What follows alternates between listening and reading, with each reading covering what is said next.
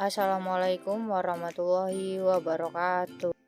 Perkenalkan, nama saya Putri Ayuningsih dari kelas 12 IPA 3. Di sini saya akan membahas tentang penyimpangan semu hukum Mendel.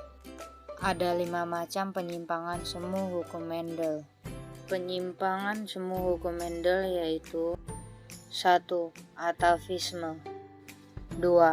Kriptomery, 3. Komplementer, 4. Epistasis dan hipostasis, 5. Polimery. Sekarang kita akan membahas satu persatu. Yang pertama yaitu atavisme. Atavisme adalah munculnya kembali sifat-sifat yang sudah lama tidak muncul pada generasi yang sebelumnya, atau munculnya fenotip yang berbeda sebagai hasil interaksi antar alel. Contohnya seperti ayam, ketika induknya dan anaknya berbeda dengan induknya, itu terjadi karena adanya interaksi antar alel. 2. Kriptomery. Kriptomery adalah sebuah sifat gen dominan yang tersembunyi jika gen dominan tersebut berdiri sendiri. Contohnya yaitu pada bunga Linaria marocana. Jadi bunga ini mempunyai 2 macam atau 2 pasangan gen. Yang pertama A dan yang kedua adalah B. Jadi kalau gennya A besar itu dia punya pigmen merah. Kalau dia A-nya kecil tidak punya pigmen merah.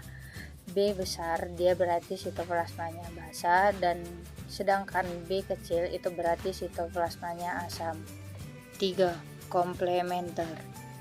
Komplementer adalah interaksi yang terjadi antara gen dominan dengan sifat yang berbeda yang saling melengkapi sehingga memunculkan fenotip tertentu. Jika salah satu gen tidak muncul, maka sifat yang dimaksud pun tidak akan muncul. Selanjutnya yaitu epistasis dan hipostasis.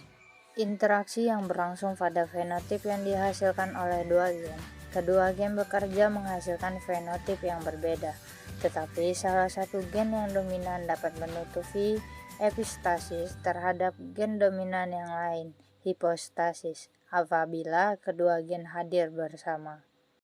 Contohnya terhadap kulit gandum hitam, epistasis terhadap kulit gandum kuning.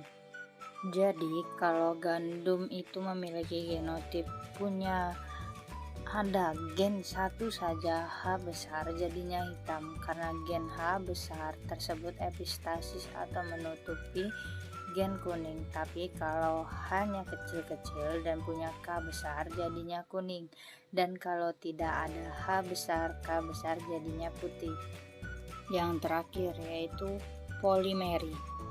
Interaksi antara 2 pasang gen atau lebih, sehingga disebut juga sifat gen ganda.